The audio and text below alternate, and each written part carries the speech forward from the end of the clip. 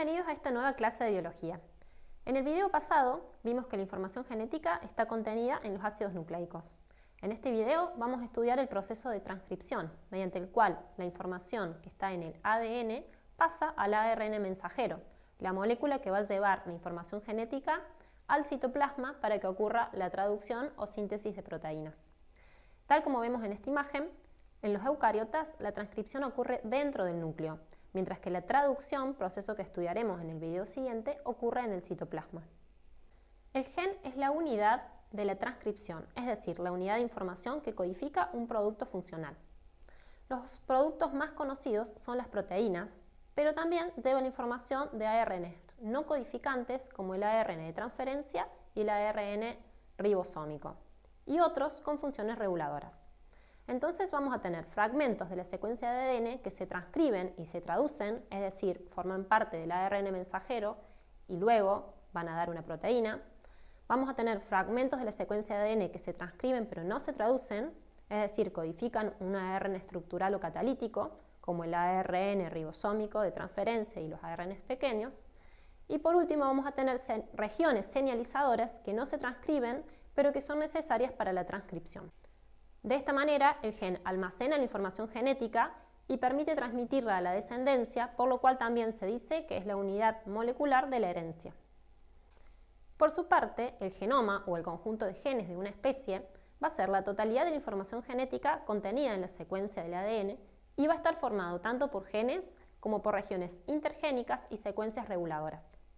En las regiones intergénicas tenemos el ADN chatarra o basura, que son secuencias no codificantes que nunca se transcriben y cuya función es aún desconocida, y elementos transponibles que pueden cambiar su posición dentro del genoma.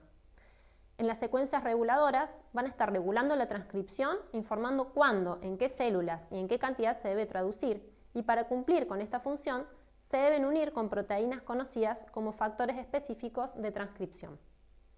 Entonces, la transcripción es el proceso en el cual la secuencia de bases de un gen se utiliza como molde para la síntesis de una molécula de ARN mensajero.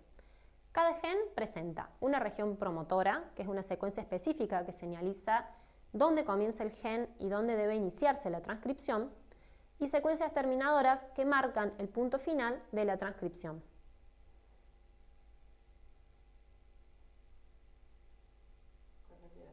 Bueno. En los eucariotas, la transcripción se lleva a cabo en el núcleo celular, en donde se van a localizar las ARN polimerasas, que son las enzimas que reconocen esa secuencia del promotor y que se unen a él, los factores basales de transcripción, los ribonucleótidos trifosfato que actúan como precursores o materia prima para fabricar el ARN, y otras enzimas que pasan a formar parte de la maquinaria transcripcional. Observemos ahora el proceso paso a paso. En primer lugar, la ARN polimerasa se va a unir al promotor y va a avanzar sobre el gen, separando transitoriamente a las dos cadenas complementarias de ADN. Entonces vamos a tener lo que se conoce como burbuja de transcripción, esas dos cadenas de ADN desapareadas.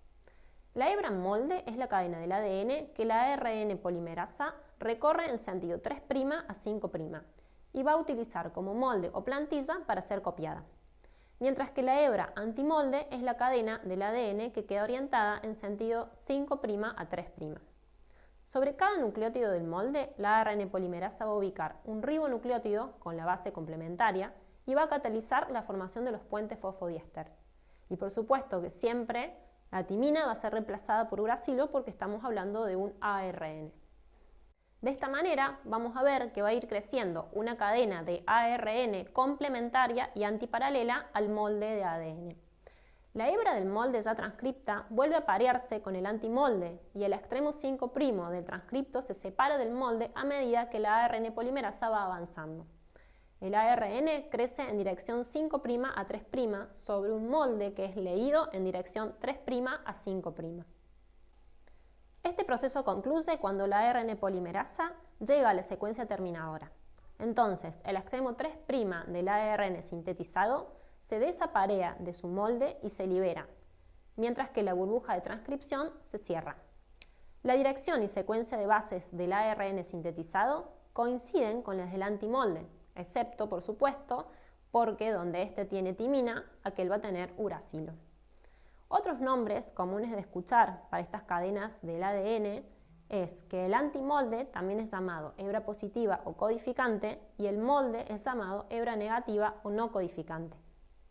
Veamos ahora cuál es el procesamiento del ARN mensajero en las células eucariotas. El ARN mensajero obtenido después de la transcripción se conoce como ARN transcripto primario o pre-ARN, el cual va a sufrir 3 modificaciones antes de ejercer su función. La primera es el capping o agregado de un capuchón, la segunda es el splicing o corte y empalme, y la tercera es la poliadenilación. Veamos en qué consiste cada una. Capping es el agregado de un capuchón o cap en el extremo 5'.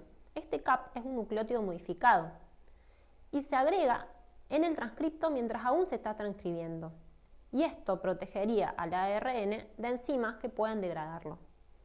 El splicing es el corte y eliminación de los intrones, que son las regiones intercaladas, y el empalme de los exones, es decir, las partes que se van a expresar. Y la poliadenilación es el agregado de una serie de nucleótidos de adenina que forman lo que se conoce como cola poli-A en el extremo 3' del transcripto. Parece ser indispensable para que el ARN mensajero pueda salir por los poros de la envoltura nuclear. Entonces vamos a observar que el gen es en realidad más largo que el transcripto es más largo que el ARN mensajero, y en el ARN mensajero maduro van a aparecer nucleótidos que no fueron copiados del gen, como la CAP y la cola poli-A, y también regiones que no van a ser traducidas, que son las regiones 5' y 3' no codificantes. Estas regiones son secuencias necesarias para la traducción, pero que no se van a traducir en aminoácidos. Definimos entonces al código genético como un conjunto de reglas que va a definir cómo se traduce una secuencia de nucleótidos en el ARN mensajero a una secuencia de aminoácidos en una proteína. Está constituido por tripletes de nucleótidos, y los tripletes, una vez transcriptos al ARN mensajero, se conocen como codones. Un codón es una unidad de código. Las 4 bases pueden formar 64 tripletes diferentes, según el orden en que se combinen. Y vamos a ver que 3 tripletes van a ser los codones stop o de parada.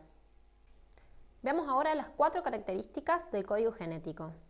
El código genético tiene universalidad, ya que es el mismo para todos los seres vivos, y esto es una prueba de que existe un ancestro común. Tiene especificidad, porque cada codón nombra a uno y solo un aminoácido particular. Tiene continuidad, ya que el mensaje se lee de manera continua. Los tripletes se hallan dispuestos de forma lineal, de manera que entre ellos no hay solapamientos ni espacios y tampoco se comparte ninguna base nitrogenada. Y tiene degeneración, porque decimos que es redundante pero que no es ambiguo. Es decir, existen codones sinónimos que codifican para un mismo aminoácido, como los codones GAA y GAG, que especifican los dos al ácido glutámico. Es decir, hay una redundancia, pero nunca un codón va a especificar a 2 aminoácidos distintos, es decir, no hay ambigüedad. Bueno, muchísimas gracias por su atención y los esperamos en el próximo video.